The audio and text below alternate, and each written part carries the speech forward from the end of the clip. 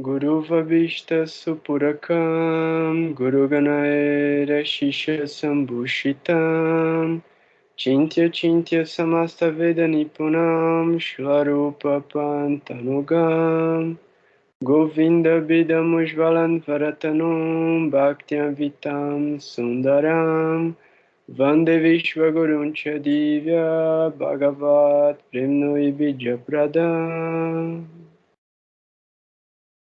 Vancha kalpatarubhyascha kirpa sindhubhya eva cha patitanam pavanebhyo vaishnavebhyo namo namaha. Om Agyanantimirandasya Gyanagyanam Shalakaya Shashurum Militam Yena Tasmai Shri Gurave Namaha.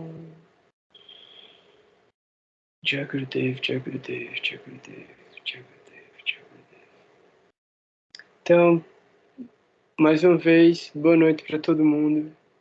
É um prazer estar aqui com vocês. Realmente é um privilégio muito grande a gente poder estar junto, a gente sempre ter tanta conversa boa para trocar, ter essa tão boa associação, mesmo que virtual, mesmo que dure tão pouco, né? A vontade é que durasse muito mais. Mas o que é mais importante é o resultado que a gente alcança dessa associação, que no primeiro instante já é a própria glorificação dos mestres espirituais, que é o verdadeiro caminho pelo qual o conhecimento se manifesta na vida da gente e é a razão da nossa associação. Então, todas as glórias da gente poder estar agora no meio de alguns bilhões de pessoas, a gente tá junto para continuar um estudo tão significativo e tão importante, baseado nas escrituras védicas, e que, em última análise, a finalidade de todo esse estudo é o desenvolvimento do nosso autoconhecimento, buscando pela autorrealização, e dessa forma entender que somos todos servos eternos de Deus, e que a nossa posição agora é tentar encontrar o lugar de serviço, servindo aqueles que são os servos dos servos dos servos dos servos. E aí eles só dizem para a gente pensar sempre em Deus, se reunir para falar sobre temas elevados, glorificar os mestres anteriores, repetir esse conhecimento com o máximo de pessoas possíveis.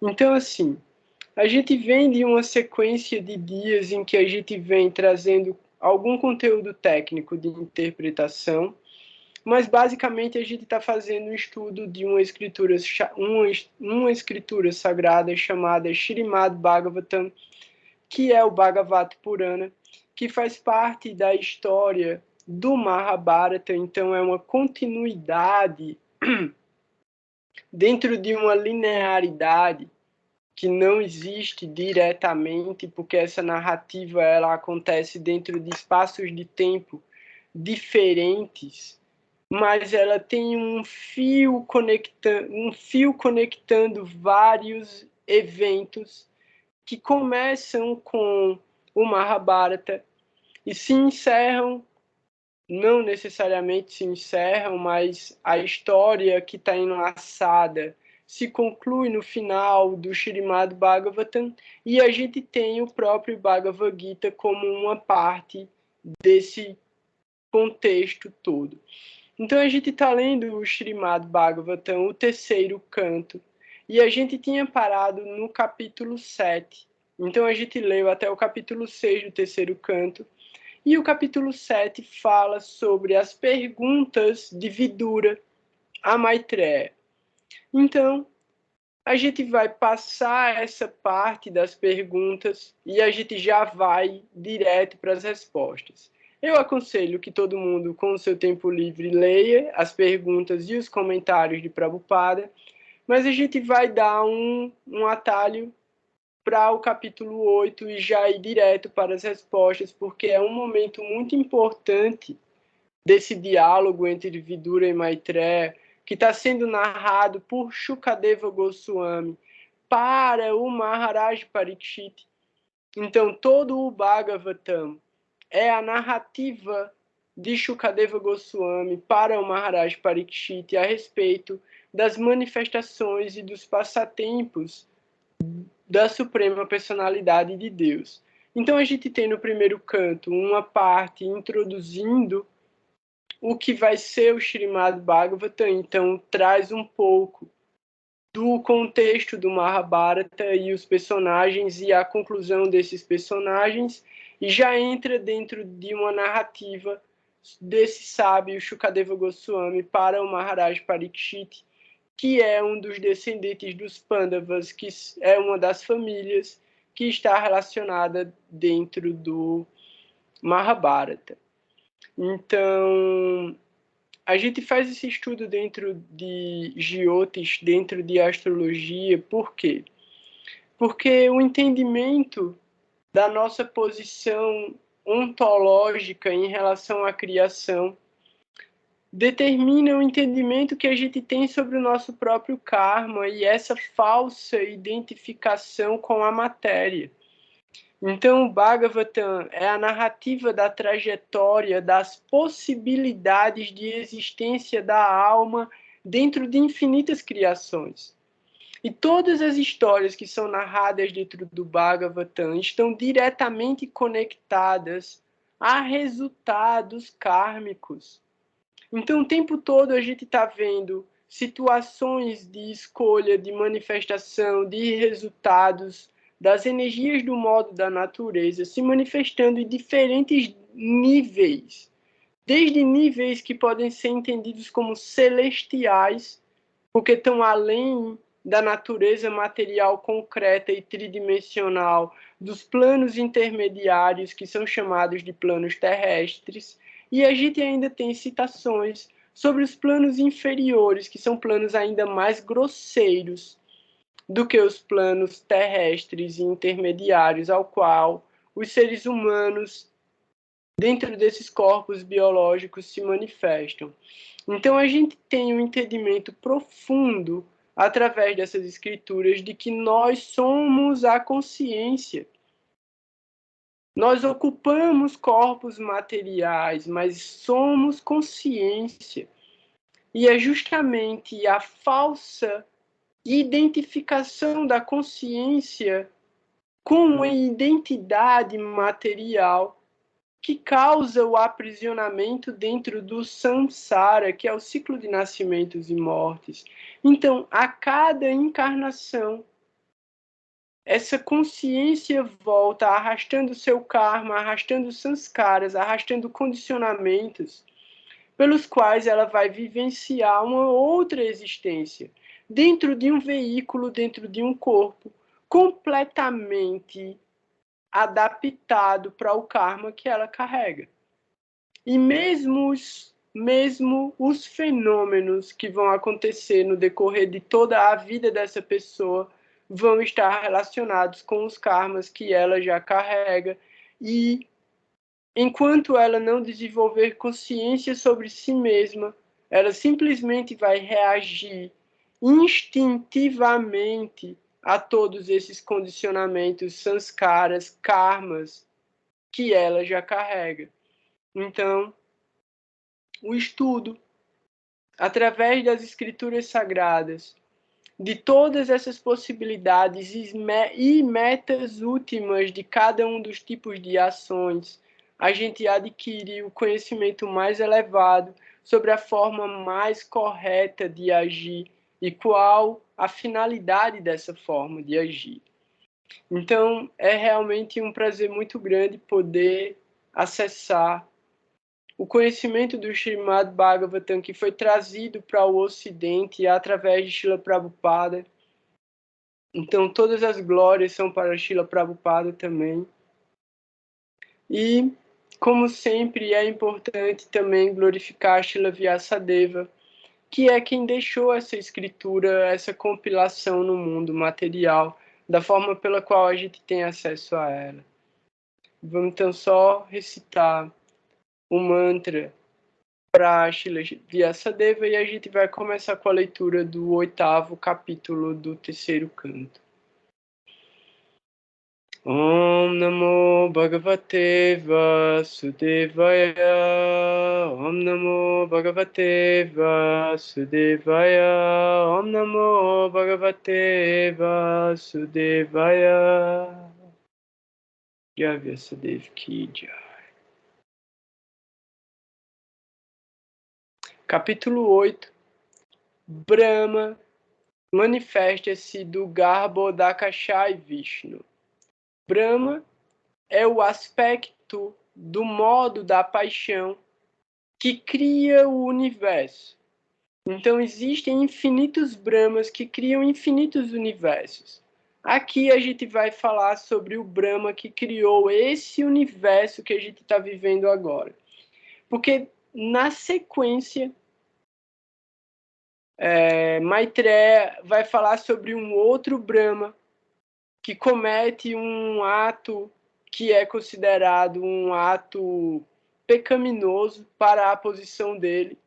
E aí ele abandona o corpo como uma penitência, e aí ele nasce de novo para poder executar as atividades prescritas para ele executar dentro daquela criação. Então, é bem interessante a gente entender esse capítulo 8 a partir dessa forma, desse Brahma que cria o nosso universo particular, esse universo, né, que a gente está vivendo. Verso 1. O grande sábio Maitreya Muni disse a Vidura: a dinastia real do rei puro é digna de servir aos devotos puros, porque todos os descendentes dessa família são devotados à personalidade de Deus.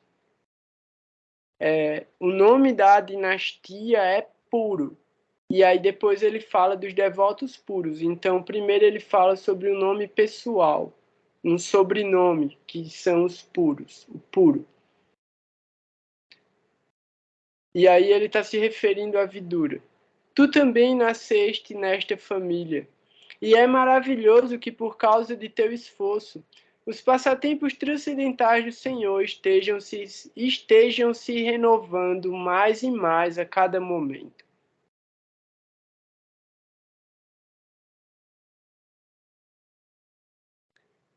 Verso 2. Agora então, começarei a falar sobre o Bhagavata Purana, que foi falado diretamente aos grandes sábios pela personalidade de Deus, para o benefício daqueles que estão enredados em misérias extremas por causa de um prazer ínfimo. Maitreya está falando para Vidura que ele vai revelar para Vidura o Bhagavata Purana, que é justamente o Śrīmad Bhagavatam, mas que já estava sendo narrado. Então, assim, o Bhagavatam vai ser narrado dentro do Bhagavatam de novo, para mostrar como isso veio sendo repetido ao longo de criações. O comentário de Prabhupada a respeito disso é o seguinte: o sábio Maitreya propôs-se a falar sobre o Śrīmad Bhagavatam, pois este foi especialmente compilado e é transmitido tradicionalmente através da sucessão discipular, para a solução de todos os problemas da sociedade humana. Somente alguém que seja afortunado pode ter a oportunidade de ouvir o Śrīmad Bhagavatam na companhia de devotos puros do Senhor. Sob o encanto da energia material, as entidades vivas estão enredadas no cativeiro de muitas dificuldades, simplesmente por causa de um pouquinho de felicidade material. Elas se ocupam em atividades fruitivas, não sabendo das implicações. Sob a impressão falsa de que o corpo é o eu, as entidades vivas tolamente se relacionam com muitos apegos falsos. Elas pensam que podem ocupar-se para sempre com a parafernália materialista. Esta grosseira concepção errônea da vida é tão forte que uma pessoa sofre continuamente, vida após vida, sob a influência da energia externa do Senhor. A ilusão, né? Maya. Se alguém tem a fortuna de entrar em contato com o livro Bhagavatam, como também com o devoto Bhagavata, que sabe o que é o Bhagavatam, então se livra do envolvimento material. Por isso, Shri Maitreya Muni, por compaixão pelos homens que estão sofrendo no mundo, propõe-se finalmente a falar sobre o Srimad Bhagavatam. Verso 3.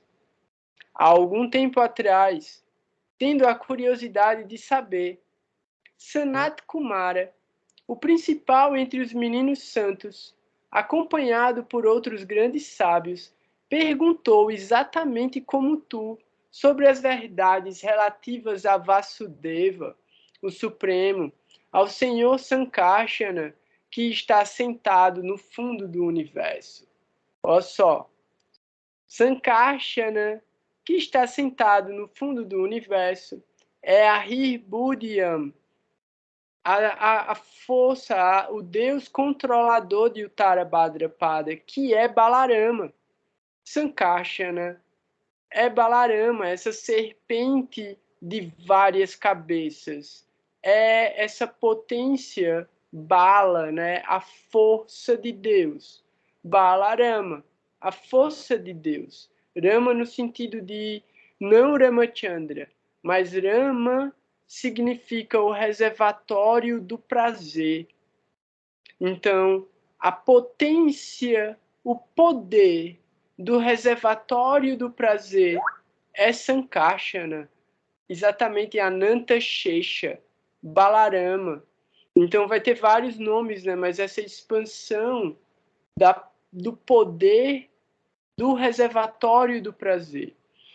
E aí quando fala aqui também, né? Sanat Kumara, o principal entre os meninos santos, é que os primeiros 4 filhos de Brahma, os primeiros seres criados por Brahma, os 4 Kumaras, um deles é Sanat Kumara. E ele perguntou exatamente a mesma coisa a Maitreya. Como ele perguntou isso a Maitreya, né?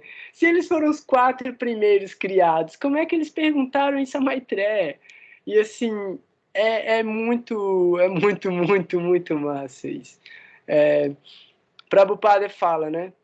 Esse verso vem esclarecer a declaração de que o Senhor falou diretamente sobre o Srimad Bhagavatam. Senhor Krishna, né, o criador anterior ainda a Brahma, né? Nesta passagem se explica quando e a quem foi falado o Bhagavatam. Perguntas similares às feitas por Vidura foram feitas por grandes sábios como Sanat Kumara e o Senhor Sankarsana. A expansão plenária do Supremo Senhor Vasudeva as respondeu. E o Senhor Sankarsana, olha só, quem respondeu não foi Maitreya, quem respondeu foi Sankarsana, a expansão plenária do Supremo Senhor Vasudeva. Verso 4. Nessa altura, o Senhor Sankarsana estava meditando em seu Senhor Supremo, o qual os eruditos estimam como o Senhor Vasudeva, mas por amor ao avanço dos grandes sábios eruditos, ele abriu ligeiramente os seus olhos de lótus e começou a falar. Então, Sanat Kumara e os outros sábios foram perguntar para Sankarsana quem é que é o cara, né? Aí Sankarsana abre o olho da meditação dele que ele está fazendo e começa a falar para esses sábios. Os sábios vieram dos planetas mais elevados para a região inferior, através da água do Ganges, e por isso estavam com o cabelo molhado. Eles tocaram os pés de lótus do Senhor, que as filhas do rei serpente adoram com a parafernália variada quando desejam bons esposos. Eles tocaram os pés de lótus do Senhor, que as filhas do rei serpente adoram com parafernália variada quando desejam bons esposos.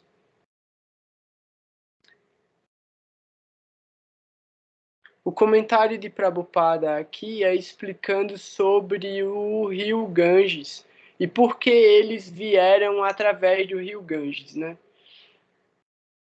que fala no começo do verso, os sábios vieram dos planetas mais elevados para a região inferior através da água do Ganges, e por isso estavam com o cabelo molhado. Significado: a água do Ganges flui diretamente dos pés de lótus de Vishnu, e seu curso vai do planeta mais elevado do universo até o mais baixo. Os sábios desceram de Satyaloka, aproveitando-se da água corrente,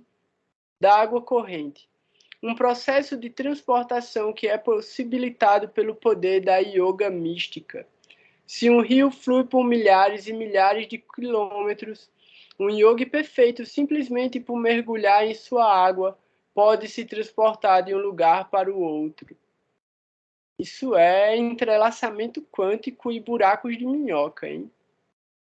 O Ganges é o único rio celestial que flui por todo o universo. E grandes sábios viajam por todo o universo através desse rio sagrado. A declaração de que seu cabelo estava molhado indica que o cabelo fora diretamente molhado pela água originária dos pés de lótus de Vishnu, o Ganges.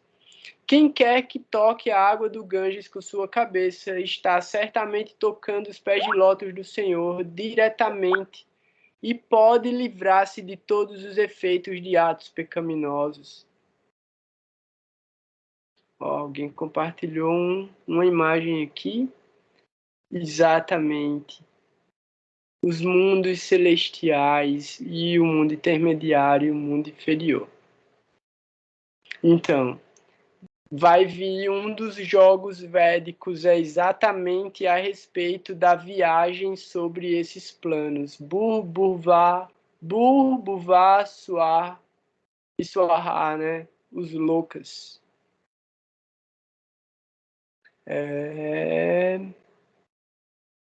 Pronto. Quem quer que toque a água do Ganges com sua cabeça está certamente tocando os pés de lótus do Senhor diretamente e pode livrar-se de todos os efeitos de atos pecaminosos.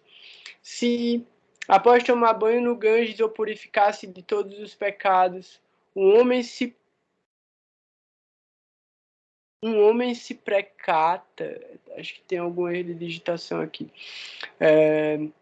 se após tomar banho no Ganges ou purificar-se de todos os pecados, um homem se prepara para não cometer mais atos pecaminosos, então ele é salvo.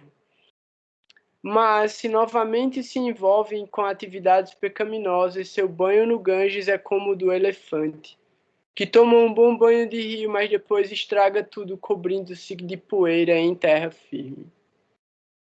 Verso 6. Os 4 Kumaras, encabeçados por Sanat Kumara, que conheciam os passatempos transcendentais do Senhor, glorificaram o Senhor em acentos rítmicos, com seletas palavras cheias de afeição e amor. Nessa altura, o Senhor Sankarsana, com seus milhares de cabelos erguidos, começou a radiar uma refulgência das resplandecentes pedras que havia sobre sua cabeça. Tanto é a Hirbudiam quanto agora são várias titras reunidas, porque titra também é representada por uma serpente com uma pedra na cabeça, com uma joia preciosa na cabeça, né? Então os 4 Kumaras, que são 4 bebezinhos, 4 criancinhas, estão olhando para o Senhor Sankarsana com suas milhares de cabeças levantadas e pedras preciosas brilhando sobre elas, né? O significado.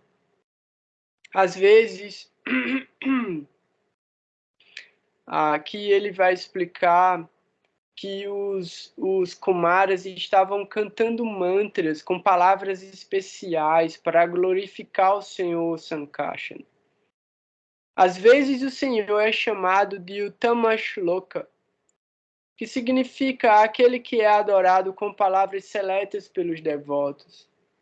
Uma profusão de tais palavras seletas vem de um devoto que esteja totalmente absorto em afeição e amor pelo serviço devocional ao Senhor. Há muitos casos em que mesmo um garotinho, que era um grande devoto do Senhor, pôde oferecer excelentes orações com as palavras mais bem escolhidas para a glorificação dos passatempos do Senhor. Em outras palavras, sem o desenvolvimento de afeição e amor puros, não se pode oferecer orações ao Senhor de forma adequada. Verso 7. O Senhor Sankarsana falou então o significado do Śrīmad Bhagavatam ao grande sábio Sanat Kumara, que já havia feito voto de renúncia. Sanat Kumara também, por sua vez, ao ser indagado por Sankyayana Muni, explicou o Śrīmad Bhagavatam tal como tinha ouvido de Sankarsana. Esse é o processo de Guru Parampara. O grande sábio Sakyayana era o principal entre os transcendentalistas, e enquanto descrevia as glórias do Senhor em termos do Śrīmad Bhagavatam, sucedeu que tanto Parashara, meu mestre espiritual, quanto Brihaspati ouviram-no falando. Galera, Maitreya agora acabou de dizer que Parashara é o mestre espiritual dele. Mais uma vez reforça que o Śrīmad Bhagavatam é uma narrativa da explicação da manifestação do karma, da forma como ele foi decodificado por Parashara no Jyotish. Ele ensinou isso para Vyasadeva, ensinou isso para Maitreya. Então a gente tem a conclusão da interpretação e do entendimento dessa manifestação divina que é Parashara, falando sobre a mecânica do karma. Então, assim, Sakyayana também sucedeu Parashara no entendimento disso, de acordo com o que Maitreya está falando. Prabhupada nem comenta esse verso. Poucos versos Prabhupada não comenta. Esse ele não achou interessante.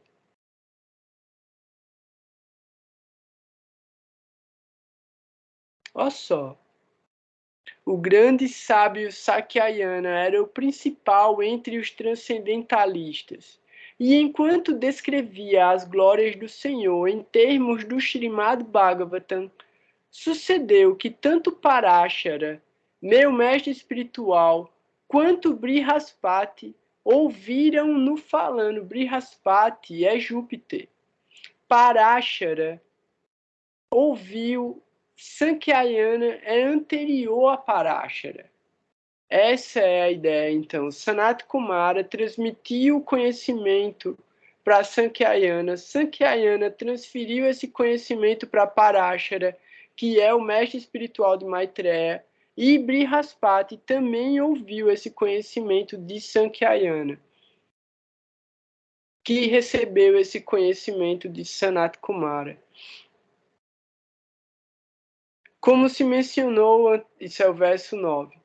Como se mencionou anteriormente, ao ser assim aconselhado pelo grande sábio Pulastya, o grande sábio Parashara falou para mim o principal dos Puranas, o Bhagavatam. Descrevê-lo-ei perante ti, meu caro filho, de acordo com o que ouvi, porque és sempre meu fiel seguidor. O significado de Prabhupada aqui vai ser pesado. Então, assim, ó, se prepara. Esse Pulastya, que recebeu e transmitiu conhecimento, o grande sábio chamado Pulastya, então, saca só, Vitor. O grande sábio chamado Pulastya é o pai de todos os descendentes demoníacos. Certa feita, Parashara começou um sacrifício no qual todos os demônios seriam mortos pelo fogo, porque seu pai tinha sido morto e devorado por um deles. O grande sábio Vashishta Muni chegou ao local do sacrifício e pediu que Parashara parasse com o terrível ato. E por causa da posição de respeito de Vashista na comunidade dos sábios, Parashara não pôde negar o pedido. Tendo Parashara parado com o sacrifício, Pulastya, o pai dos demônios, apreciou sua atitude bramínica e deu-lhe a bênção de que no futuro ele seria um grande orador das literaturas védicas chamadas de Puranas, os suplementos dos Vedas. Exatamente. Vashista, como é? Pulastya é casado com Diti, que é a irmã de Aditi, Aditi é a mãe do... Aditi é de Punarvasu, é a mãe dos Adityas, os deuses solares. Diti é a mãe dos demônios. Diti é casada com Pulastya. E num determinado momento que eu acho que a gente vai ver isso é nesse terceiro canto ainda. No segundo volume do terceiro canto, eu acho, que fala sobre Diti atormentando Pulastya na hora que ele está fazendo as orações dele, e aí ela é engravida de Hiranyaksha e Hiranyakashipu, que é o começo de todos os demônios. Então, ó, por causa de Parashara ter parado o sacrifício, ele recebe o mérito de ser conhecido. Aqui, ó. Deu-lhe a bênção de que no futuro ele seria um grande orador das literaturas védicas chamadas de Puranas, os suplementos dos Vedas. O ato de Parashara foi apreciado por Pulastya, porque Parashara tinha perdoado os demônios com sua capacidade bramínica de perdoar. Parashara teria sido capaz de destruir todos os demônios no sacrifício, mas ponderou: os demônios são feitos de tal modo que devoram as criaturas vivas, os homens e os animais. Mas por que, baseado neste fato, deveria eu abandonar minha capacidade bramínica de perdoar? Como grande orador dos Puranas, Parashara falou primeiramente sobre o Srimad Bhagavata Purana, porque este é o mais importante de todos os Puranas. Maitreya Muni desejou narrar o mesmo Bhagavatam que tinha ouvido de Parashara, e Vidura era qualificado para ouvi-lo por causa de sua fidelidade e por ele seguir as instruções recebidas dos superiores. De forma que o Srimad Bhagavatam vinha sendo narrado desde tempos imemoriais pela sucessão discipular, antes mesmo da época de Vyasadeva. Assim, os chamados historiadores calculam que os Puranas têm apenas algumas centenas de anos de idade, mas na realidade os Puranas existiam desde tempos imemoriais, antes de todos os cálculos históricos feitos por pessoas mundanas e filósofos especulativos. Verso 10. Naquela ocasião, em que os três mundos estavam submersos na água, Garbhodakasha e Vishnu estava só, deitado em sua cama, a grande serpente Ananta, e embora parecesse estar adormecido em sua própria potência interna, livre da ação da energia externa, seus olhos estavam semicerrados. Verso 11. Tal qual a força do fogo dentro da lenha, o Senhor permanecia dentro da água da dissolução, submergindo todas as entidades vivas em seus corpos sutis. Ele deitou-se na energia autossuficiência chamada Kala. Eu acho que aqui a gente já pode fazer uma observação que é o seguinte. Essa forma que é descrita no verso 10, Garbhodakasha e Vishnu, a gente tem que usar, de certa forma, a imaginação e a nossa criatividade. Por quê? Porque esses sábios, eles visualizaram isso e eles descreveram o que eles estavam vendo. Só que quando a gente traz isso para a realidade da gente, é muito difícil encontrar um paralelo. Então, Tem pessoas que têm uma mente mais criativa e imaginativa, tem gente que tem uma mente mais racional e mais lógica e que tenta seguir conceitos científicos. Dentro do conceito científico, o que é que esse verso está falando? Os três mundos estavam submersos na água.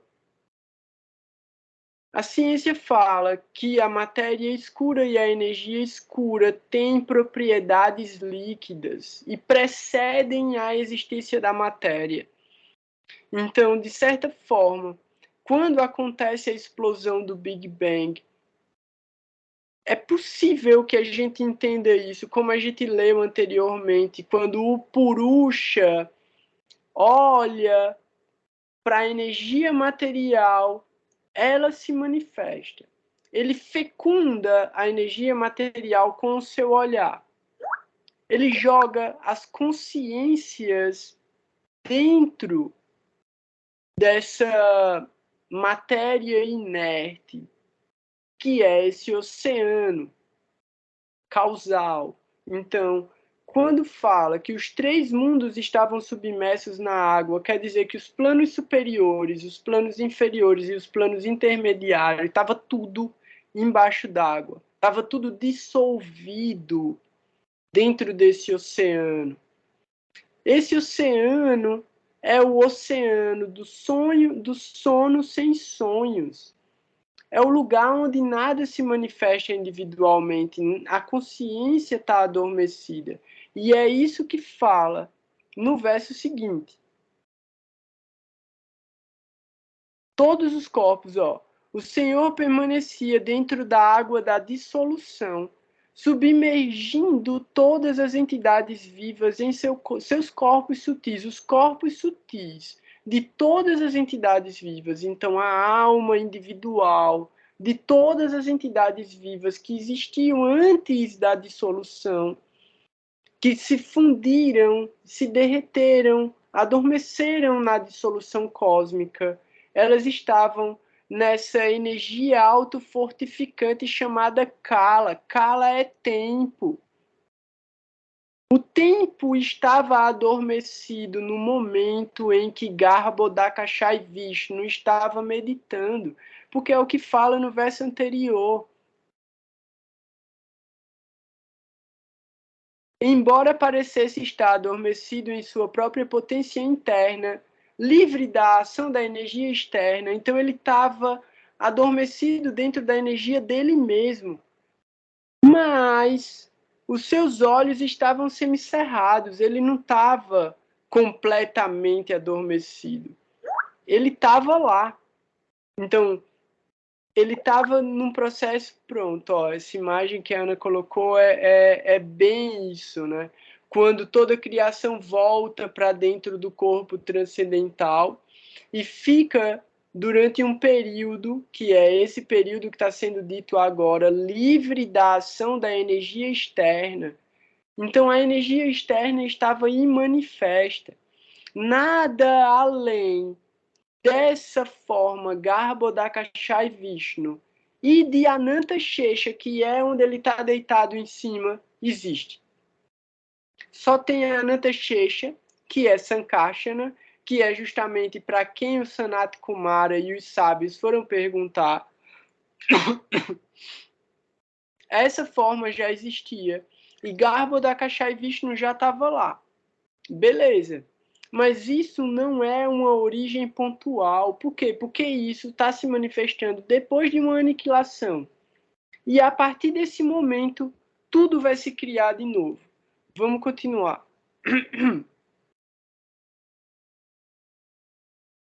Pronto, o comentário de Prabhupada para o verso 11 é o seguinte.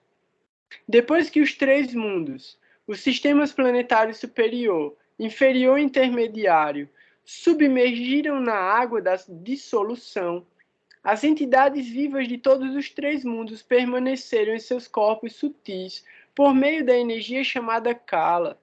Nesta dissolução, os corpos grosseiros tornaram-se manifestados, mas os corpos sutis existiam, assim como a água da criação material. Deste modo, A energia material não estava completamente aniquilada, como acontece na época da dissolução total do mundo material. Então, aqui Prabhupada está explicando que essa é uma dissolução intermediária, não é a dissolução completa. Então, como eu falei, é um ponto, não é o início. Por quê? Porque isso é um intervalo entre uma aniquilação e uma nova criação. Verso 12.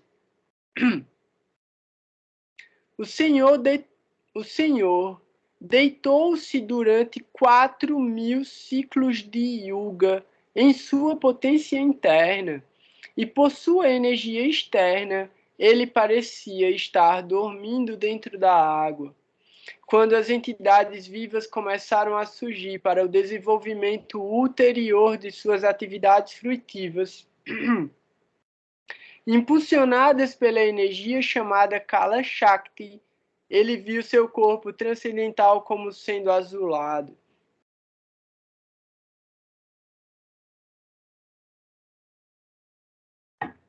Só entendendo, palavra por palavra, Kala tempo, Shakti potência. Então, essa forma começa a ver a potência do tempo se manifestando e ele percebe o próprio corpo, ele vê a si mesmo como sendo azulado. Isso faz parte da poética, né? Tipo, sempre tem uma poética dentro dos versos. 4.000 yugas é muito tempo mesmo, Vitor. Assim, é bizarro a quantidade de tempo que ele passou nesse processo de meditação, né? Prabhupada dá faz um comentário aqui que é o seguinte. No Vishnu Purana, menciona-se que Kala Shakti é a avidya. O sintoma da influência de Kala Shakti é que se tende a trabalhar no mundo material em troca de resultados fruitivos. No Bhagavad Gita, os trabalhadores fruitivos são descritos como mudas ou tolos. Os trabalhadores, estas entidades vivas tolas, têm muito entusiasmo para trabalhar em troca de algum benefício temporário dentro do cativeiro perpétuo. Uma pessoa se julga muito inteligente durante sua vida, se consegue deixar atrás de si um grande patrimônio financeiro para seus filhos, e para atingir este benefício temporário, ela arrisca-se de todas as atividades pecaminosas, sem conhecimento de que essas atividades mantê-la-ão perpetuamente atada pelos grilhões do cativeiro material.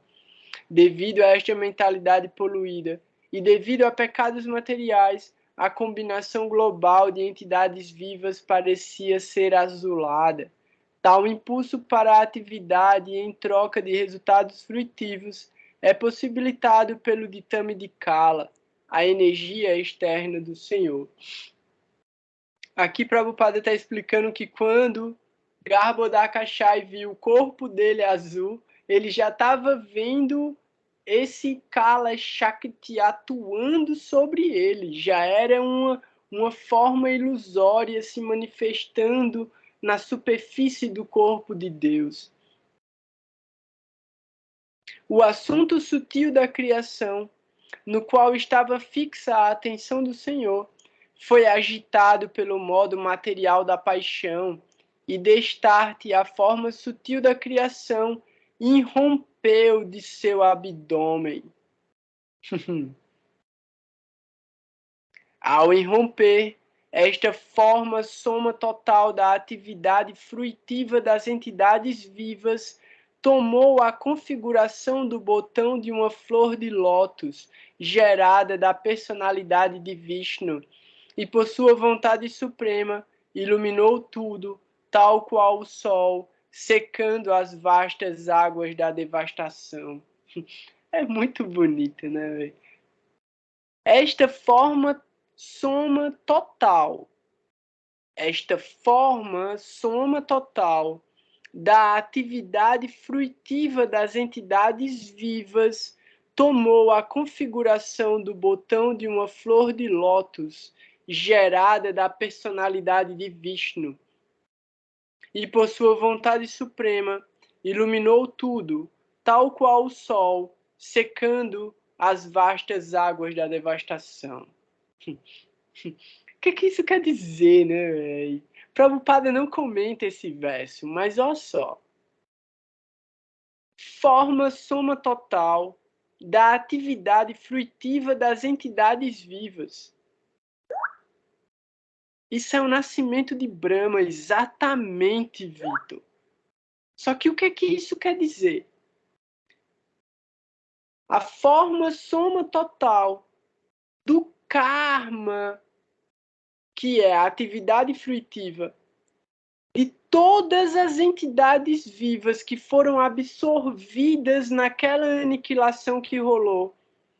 Então, o que é que acontece? Vamos imaginar o universo da gente agora vai ser engolido por um buraco negro, que é a aniquilação. Tudo entra dentro do buraco negro e dorme.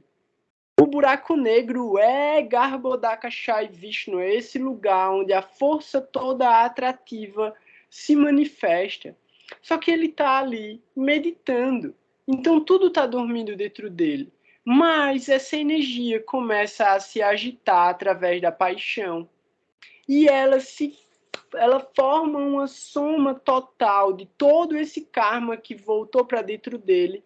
E esse karma sai, se manifesta como uma flor de lótus que nasce do umbigo desse Garbhodakashai Vishnu. Então essa flor de lótus representa a soma de todos os karmas de todas as entidades vivas que existiam anteriormente a essa nova criação. Como o Vitor falou, quando essa flor se abre, Brahma nasce dentro dela. Ele se manifesta dentro dessa flor de lótus. E o que é que isso representa? Aquela imagem que a Ana colocou antes. Por quê? Porque essa flor de lótus, ela atravessa. O lugar onde essa flor se abre é Brahma Loka. Então, acima de Brahma Loka tem Vaikunta Loka. Então, assim, são os planos mais elevados ainda. Abaixo, no tronco dessa flor de lótus, tem os planos inferiores. E aí, essa flor de lótus, ela sai. A ideia é que ela sai do oceano, mas só que Vishnu está flutuando no oceano. Então, ela não sai de dentro d'água. Mas a gente sabe que a flor de lótus nasce da lama das profundezas e atravessa a água para florescer fora da água. Acho que foi a Ana que compartilhou aqui uma imagem de Brahma, né, dentro da flor de lótus. Isso. Então, a gente vai chegar nessa parte do que é que Brahma está ouvindo. Talvez não nesse capítulo. Essa imagem já... Isso é um spoiler. Tem uma imagem na Bhagavad Gita dos Swarupa, né? E tem um Brahma bem pequenininho numa flor de lótus. Vocês já viram isso? Pô, se brincar eu tenho aqui, mas eu tinha que ter procurado antes essa imagem, velho. Mas eu vou separar umas imagens legais para mostrar na semana que vem. Não é para fazer inveja não, mas ó, aqui ó.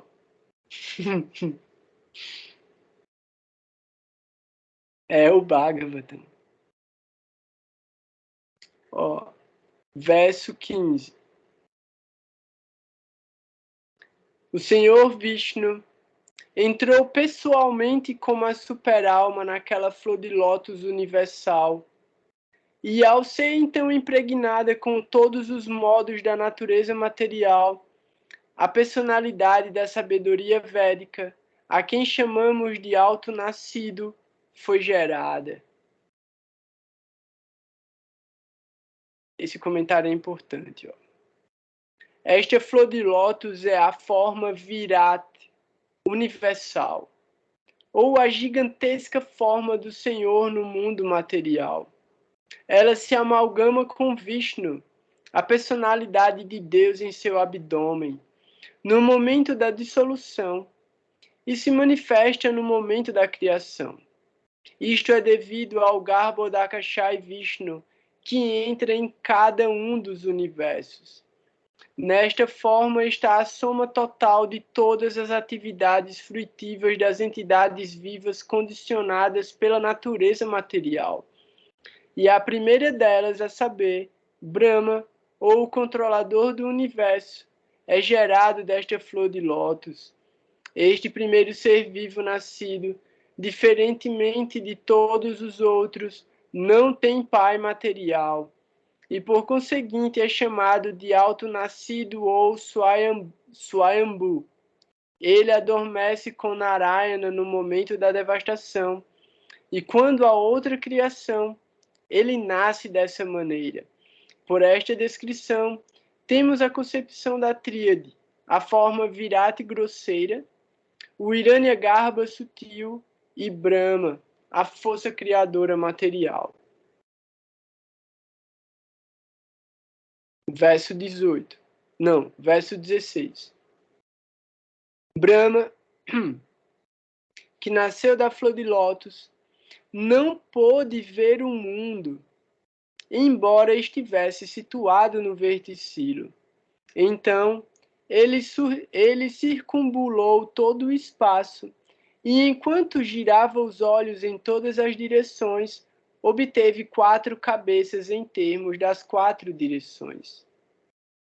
O Senhor Brahma, situado naquele lótus, não pôde entender perfeitamente a criação, o lótus ou ele mesmo. Ao final do milênio, o ar da devastação começou a agitar a água e o lótus em grandes ondas circulares.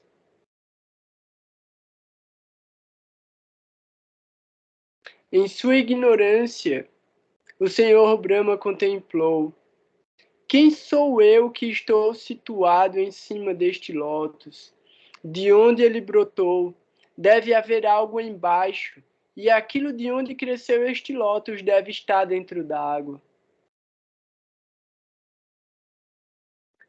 O significado é pequenininho e é legal. O assunto das especulações de Brahma no princípio, relativo à criação da manifestação cósmica, ainda é um assunto para os especuladores mentais. O homem mais inteligente é aquele que tenta encontrar a causa de sua existência pessoal e a de toda a criação cósmica, e desta maneira tenta encontrar a sua causa última. Se sua tentativa for devidamente executada com penitências e perseverança, certamente será uma tentativa coroada de êxito. Verso 19.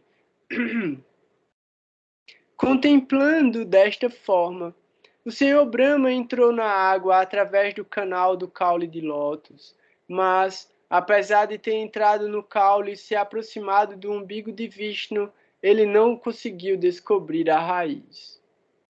Ó Vidura, enquanto investigava desta maneira a respeito de sua existência, Brahma alcançou seu tempo final, que é a roda eterna na mão de Vishnu e que infunde temor na mente da entidade viva sob a forma do medo da morte.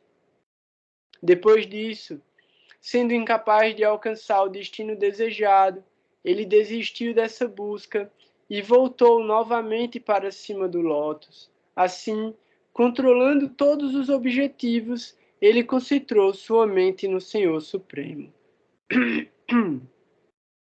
Ao fim de 100 anos de Brahma, quando se encerrou sua meditação, ele desenvolveu o conhecimento necessário e, como resultado, pôde ver em seu coração o Supremo dentro de si, o qual ele não pudera ver anteriormente, nem mesmo com o maior esforço.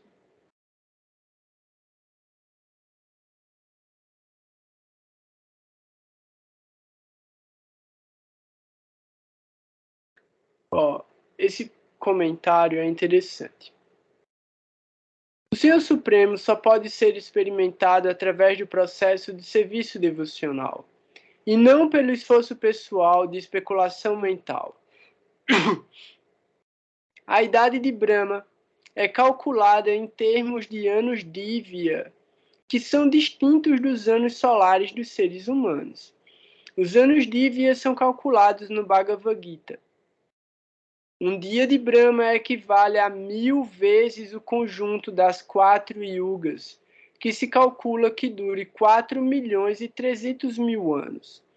Com esta base, Brahma meditou durante 100 anos antes que pudesse entender a causa suprema de todas as causas. E então escreveu o Brahma Samhita, que é aprovado e reconhecido pelo Senhor Chaitanya, e no qual ele canta Govindam Adipurusham Tamaham Bhajami.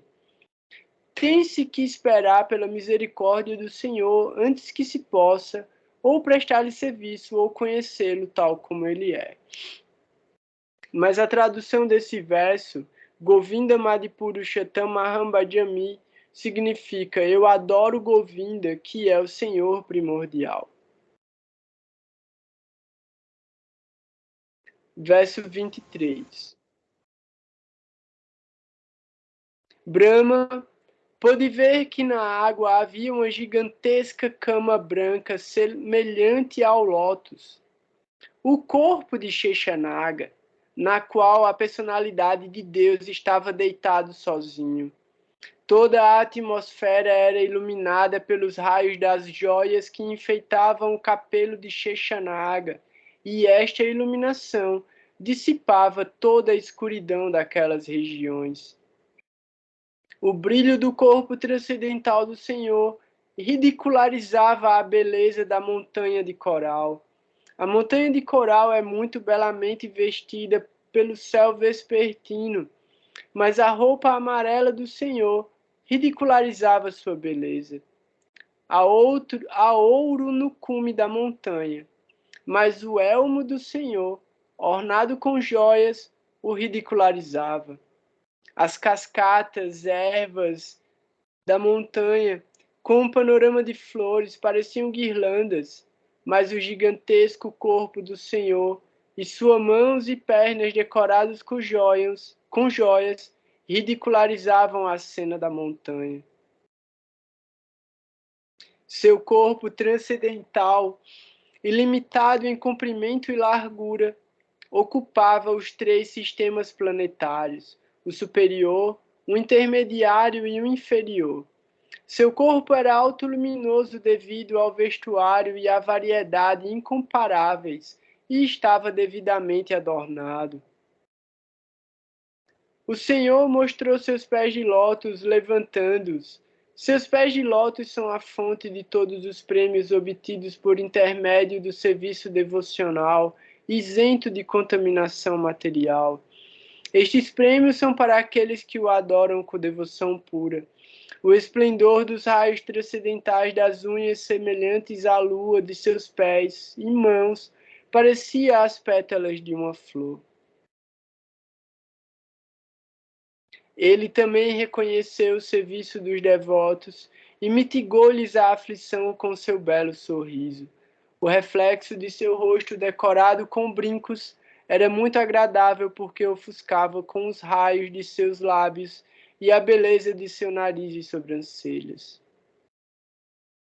Ó, meu caro Vidura, a cintura do Senhor estava coberta com um traje cuja cor amarela assemelhava-se ao pó açafroado da flor cadamba e rodeada por um cinto bem decorado.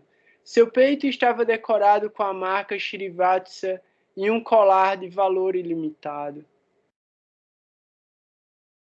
Assim como o sândalo é decorado com flores fragrantes e ramos, da mesma forma o corpo do Senhor estava decorado com joias e pérolas valiosas.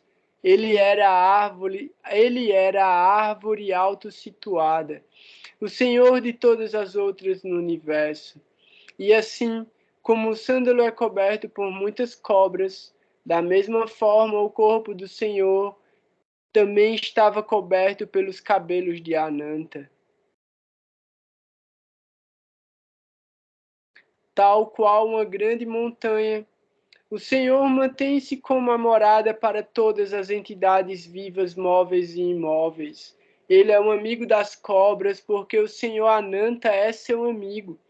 Assim como uma montanha tem milhares de picos dourados, Da mesma forma, o Senhor era visto com os milhares de capelos, com elmos dourados de Anantanaga.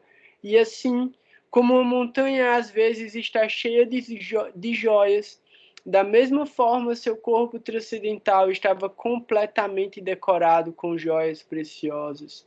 Assim como a montanha às vezes está submersa na água do oceano, da mesma forma o Senhor às vezes está submerso na água da devastação.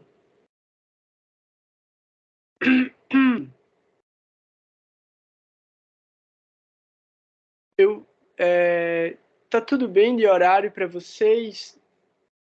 Tá Tá. ótimo. Faltam poucos versos. Vamos Tá lá. ótimo, a gente depois a gente dorme com Krishna na cabeça. Tá legal, tá beleza. O Senhor Brahma, contemplando assim o Senhor sob a forma de uma montanha, concluiu que ele era Hari, a personalidade de Deus. Ele viu que a guirlanda de flores em seu peito glorificava-o com sabedoria védica em doces canções e era belíssima. Na luta, ele era protegido pela roda Sudarshana, e nem mesmo o sol, a lua, o ar e o fogo podiam ter acesso a ele. Quando o Senhor Brahma, aquele que faz o destino universal, viu então o Senhor, ele simultaneamente lançou seu olhar para a criação. O Senhor Brahma viu o lago no umbigo do Senhor Vishnu e a flor de lótus, como também a água devastadora, o ar secante e o céu. Tudo tornou-se visível para ele. O Senhor Brahma, sobrecarregando-se assim com o modo da paixão, sentiu-se inclinado a criar. E após ver as 5 causas da criação indicadas pela personalidade de Deus, começou a oferecer suas orações respeitosas no caminho da mentalidade criadora.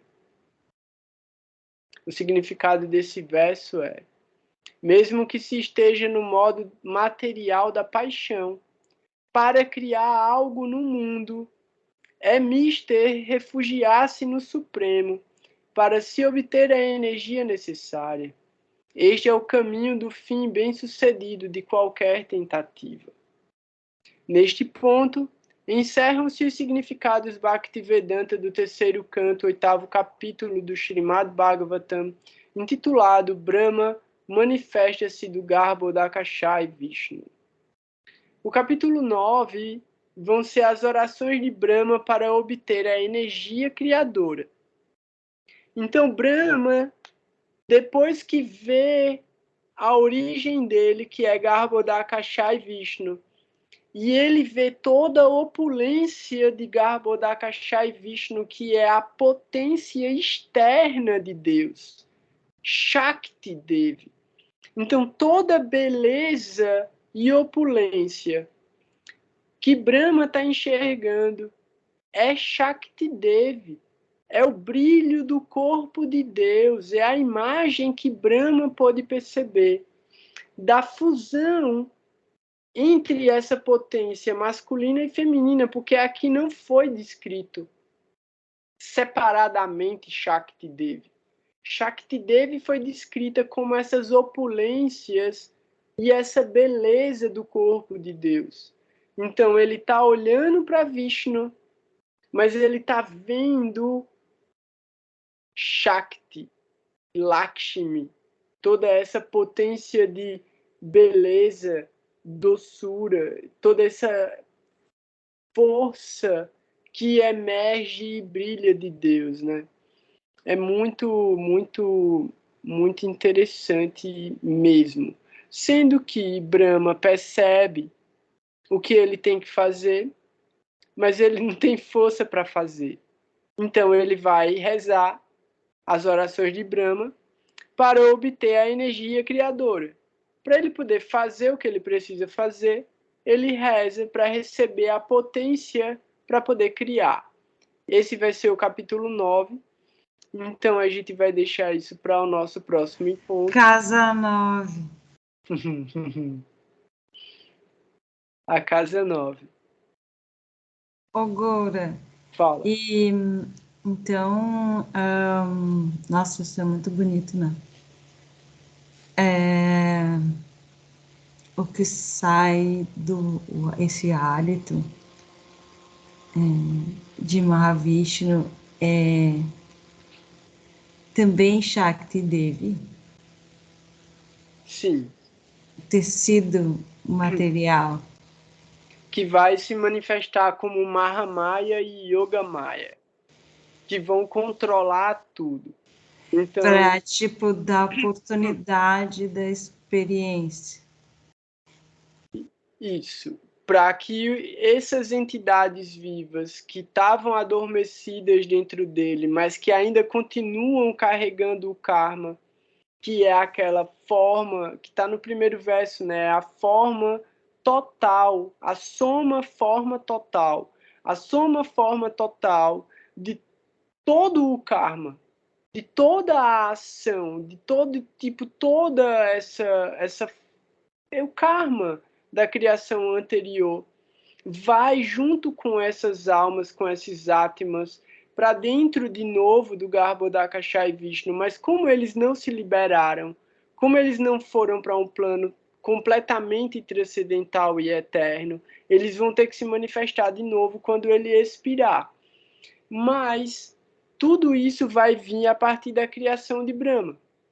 Então, a gente entende que Brahma nem sabe ainda sobre Maia, né? Ele nem entendeu ainda que é Maia que vai controlar a criação dele. Mas Maia já está presente ali de alguma forma quando ele vê Vishnu, que é quando é descrito toda essa opulência de Vishnu. Isso já é uma forma externa, é a potência externa, é Shakti Devi.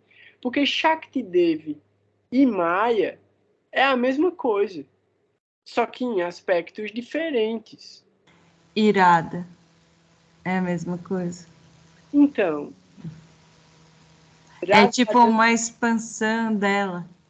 Radharani pode ser considerada uma ilusão dentro da mente de Krishna, para que ele não perceba que ela é ele e ele possa amar ela como algo separado dele. Então ainda há uma ilusão dentro de Krishna mesmo. Por quê? Porque se ele se entende como sendo Deus, ele para de brincar, perde a graça. Então ele se ilude dentro dessa própria capacidade de esconder a si mesmo de si mesmo, para poder se divertir, senão ele não se diverte. E eu já ouvi algumas vezes algumas coisas um pouco. Não sei se é diferente, sabe? Mas a gente poderia dizer que Brahma é um cargo É um cargo, e o Sol também, todos eles, todos. todos E eles o próprio Mahavishnu é uma, tipo, cargo também, material. também, Tá. ó, isso tá no Bhagavatam, tipo, é que eu passei por cima, mas eu li quando vai nascer Brahma, é a suprema personalidade de Deus que assume essa posição de Brahma, o primeiro Brahma, é ele mesmo que se expande para poder assumir aquela posição. Mas, Para dar o start. para dar o start, a mesma coisa é Shiva. O primeiro Shiva é Krishna mesmo, é Vishnu mesmo, que assume aquela posição. Depois, uma outra forma, consciência, assume aquela posição através das suas austeridades. E aí, tipo, um yogi místico pode se tornar Surya Dev, um outro yogi místico pode se tornar Chandra, um outro pode se tornar Shani. E essas posições, elas são mudadas constantemente em cada criação e dissolução. Mas a gente não pode, e isso está no Bhagavad Gita também, a gente não pode se deixar iludir por esse tipo de atividade, achando que vai conseguir posição no plano material. Então, exatamente, Mohan. a primeira forma de todos esses controladores é a própria forma de Vishnu, que vai se expandindo em porções menores, em porções plenárias, em porções tipo que têm características específicas. Então, todas elas, no início, são a mesma, mas depois vão se diversificando. Para essas potências internas, para esse brilhinho, essas alminhas, dá um vislumbre. É isso, né? É isso, é tipo, isso. olha, né? Alguém vai sempre testemunhar, começa a testemunhar coisas e... Nossa.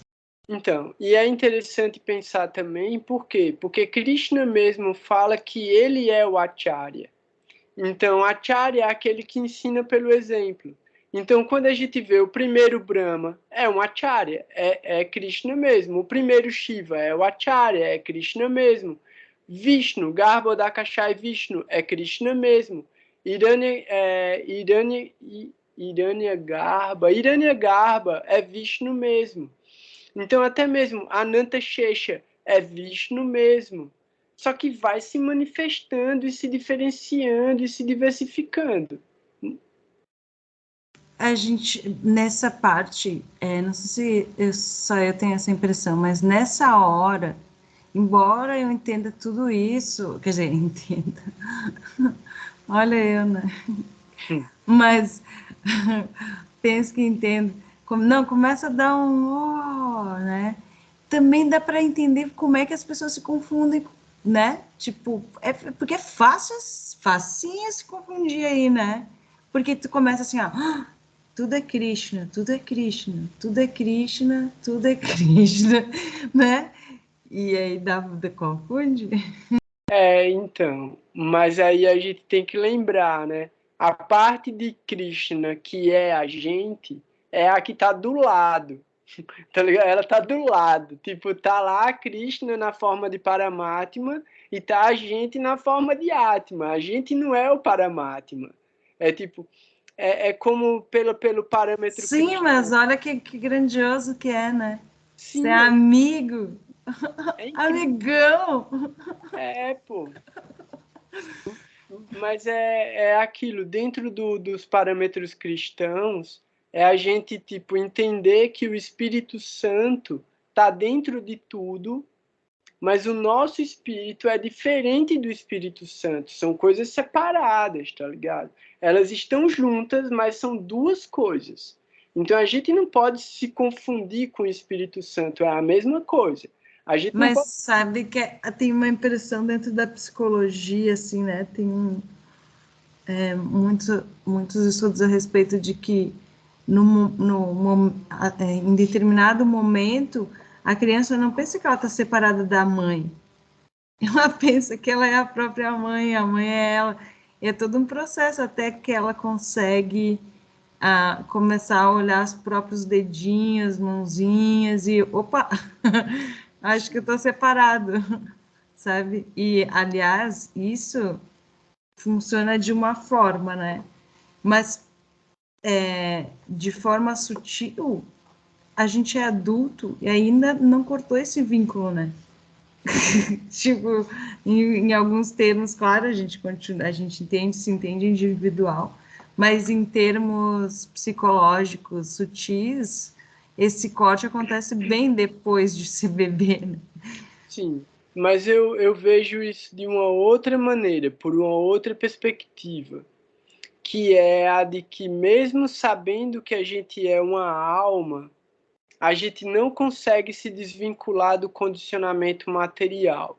Então, tu traz isso de uma perspectiva emocional, que aí seria a relação mãe-filho, mas eu acho ainda uma outra, que é a biológica.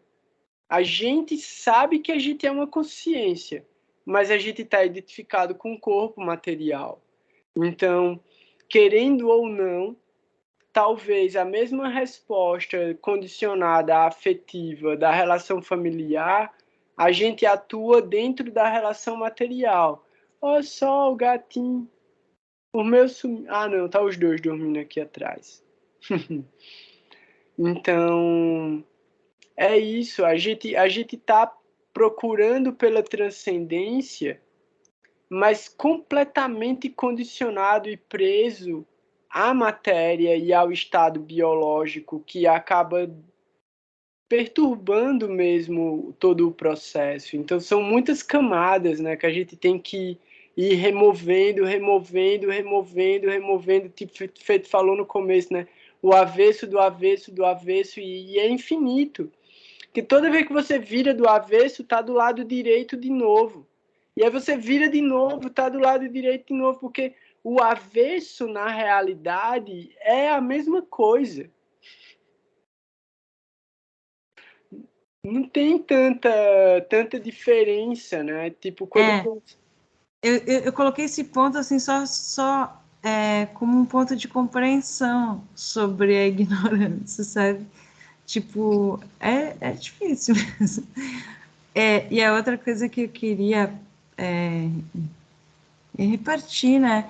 Que tem umas partes que nossa, uma poesia muito profunda, né, e tal. Mas daí tu pega um texto atual de física e aí é inacreditável, porque aquela poesia transcendental não é viagem. Quer dizer, é uma viagem, mas continua sendo uma viagem, né? Mas os caras estão começando a explicar isso, né? Tipo assim, por exemplo, uma coisa que já é bem antiga, né? O meu gatinho querendo comer. Os movimentos dos astros formam flores, né? Então, essa descrição do senhor Brahma, que parece uma coisa, né? Uau! Então, E poética e tal, mas hoje se faz esse registro, né, do movimento ao longo do tempo, e são todos eles, todos eles formam flores de diferentes, com diferentes números de pétalas, seriam.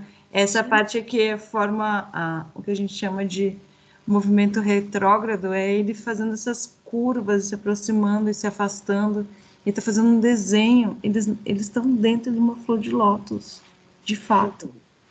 as joias podem ser estrelas gigantescas de todas as cores possíveis que Brahma tá olhando, tá ligado?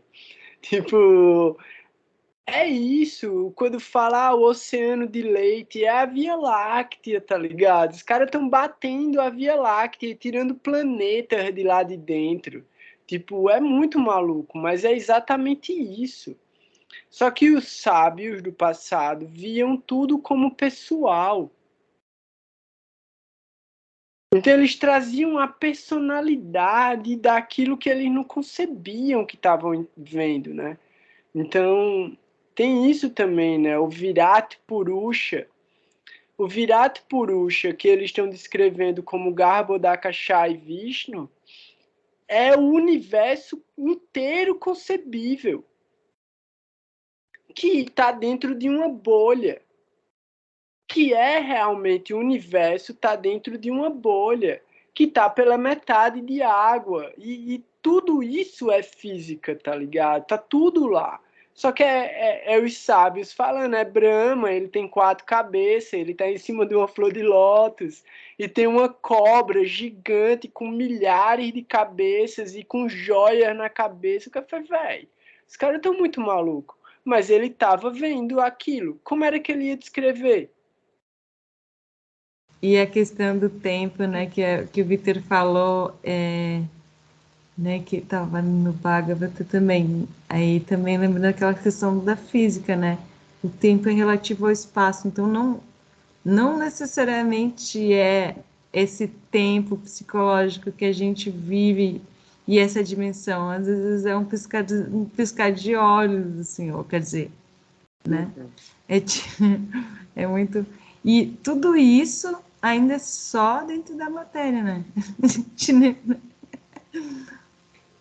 Isso é bem interessante, né? Um piscar de olhos de Brahma, talvez, né? Um piscar de olhos de Brahma. Sim, mas imagina a vida de uma borboleta, né? na Terra mesmo, a gente em relação à borboleta. Sim, Aquilo é muito tempo para ela.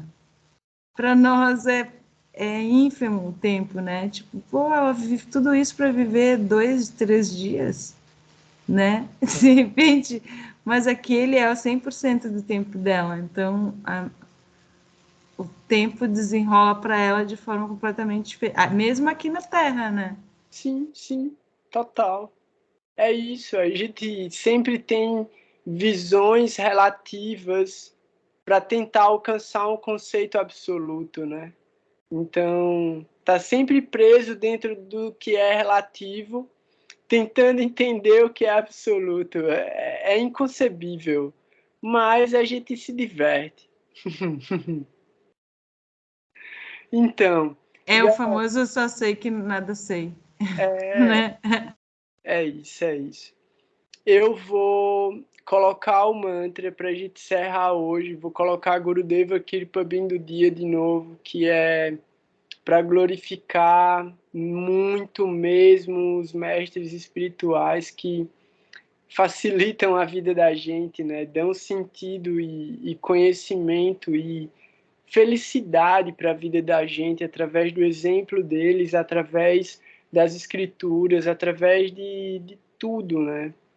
Então, todas as glórias são para os mestres espirituais, todos os méritos que a gente adquire através da nossa associação são dos mestres espirituais e fico muito feliz de a cada semana poder voltar e a gente poder acessar esse conhecimento tão elevado pela misericórdia deles e poder me beneficiar disso também, né? Então eu agradeço muito a todos vocês por me darem a oportunidade de fazer esse serviço, que a gente possa dar continuidade a ele também e vamos continuar lendo, vamos continuar tendo dúvida, vamos continuar fazendo pergunta dentro do grupo, que isso é muito legal.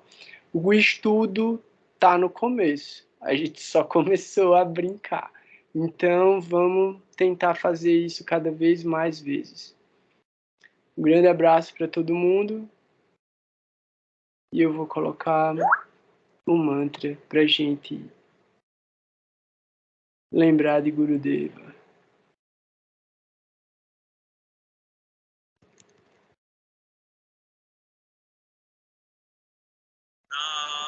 Gurudev Kripa Bindu Diya Koro Ei Dase Jina Bekayati Dina Kripa Bindu Diya Koro Ei Dase Jina Bekayati Dina Sakala Shahane Bol Diya Koro Sakala Shahane Bol Diya Koro Jamare Srihahina Jamare Srihahina Sakale Shama Purite Shama Dehonata Jata Jata Sakale Shama Purite Shama Dehonata Jata Jata Tobe to gaibo Harinama Shuke Tobe to gaibo Harinama Shuke Aparado hobe hato Aparado hobe hato Hobe heno kripalo jai Tata hoibe nato Hobe hena kripalo jai Tata hoibe nato Shakti buddhi ami aditi Shakti buddhi ami aditi Paramare atmasata Paramare atmasata Jata bichare kichu nahi pai Tomar karuna saro Jata bichare kichu nahi pai Tomar karuna saro Karuna na hule khadiya khadiya Karuna na hule khadiya khadiya Pranana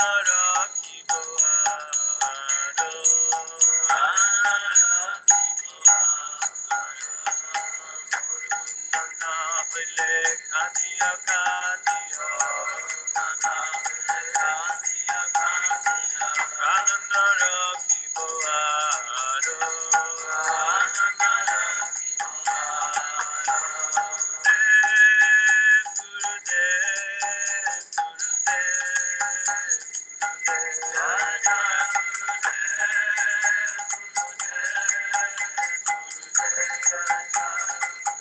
Jai Jai Gurudev Gurudev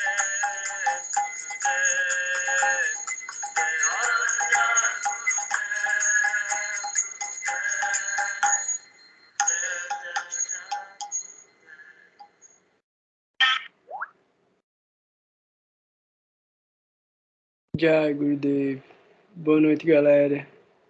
Até mais, até semana que vem ou até amanhã. Boa noite. Boa noite, Ângela. Falou, Mohan. Tamo junto, véi. É nóis. Andava. Dandavats. Ana, Vitor, Parama, Gora Nataraj Das. Haribo. Haribo.